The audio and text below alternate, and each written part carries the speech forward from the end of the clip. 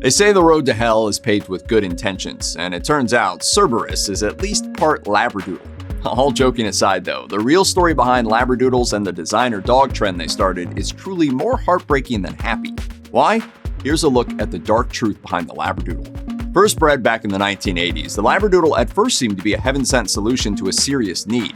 Breeder Wally Conran was working with the Royal Guide Dog Association of Australia when a blind woman in Hawaii contacted him with a special request. She needed a hypoallergenic guide dog. He started out trying to train a standard poodle, but even though they're smart and relatively hypoallergenic, they're terrible guide dogs. So he crossed a poodle with a Labrador retriever, hoping to get a puppy that had the poodle's hypoallergenic coat plus the Labrador's guide dog abilities. 3 puppies resulted, and one of them had the magic combination of traits. Conran thought he hit on something that would allow people with allergies to adopt a guide dog, which was a huge deal.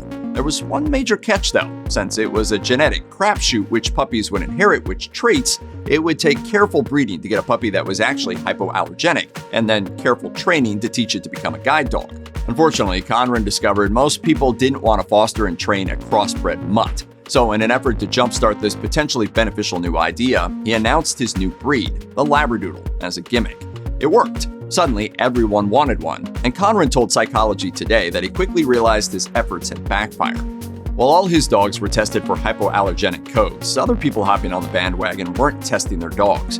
The result was a non-standardized breed being marketed as something it wasn't: hypoallergenic guide dogs that were often neither hypoallergenic or suited to be a guide dog. Conran told Dog King that even the Kennel Club originally condemned the idea. Breeders didn't want to tarnish their lines with a different breed of dog, and that's a problem that's continued. It means that dogs used to breed Labradoodles are often the ones that have health problems or genetic conditions. And that means Labradoodles and derivatives like Double Doodles are often less than healthy from birth, born to parents who often aren't healthy enough to create purebred dogs. That's why they're no longer a go-to for guide dogs. Many don't have the health, temperament, or ability to be a guide dog anymore. Conran has spoken out against the continued breeding of Labradoodles, knowing that many come from backyard breeders just out to make a quick buck. And it's not just Labradoodles anymore either. The popularity of Labradoodles kicked off the trend of breeding 2 different purebred dogs to create new trendy designer dogs. Unfortunately, they're often prone to major inherited health and behavior problems. Conran told Psychology Today, "I opened a Pandora's box. That's what I did. I released a Frankenstein."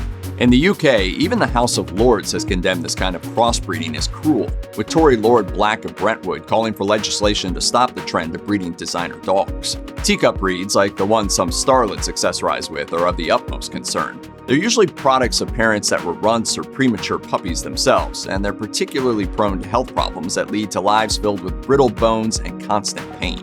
And according to Dogster, the end of their short lives are often catastrophic organ failure. In this case, we're actually choosing the weakest, the smallest, the sickliest, and then concentrating their genetics into the next generation. And I think that's quite irresponsible. Labradoodles don't seem quite so adorable now, do they? Conran says he lives with the guilt of kicking off this designer dog trend, and he stopped breeding them himself. He bred only 31 Labradoodles after careful genetic research and testing, and instead of hopping on the bandwagon, he retired. When asked why he didn't have Labradoodles, he said, "If I'd gone into breeding Labradoodles for a living, I'd be on Easy Street, but there was no way I'd do it. My conscience wouldn't let me." Check out one of our newest videos right here. Plus, even more messed up history videos about your favorite stuff are coming soon.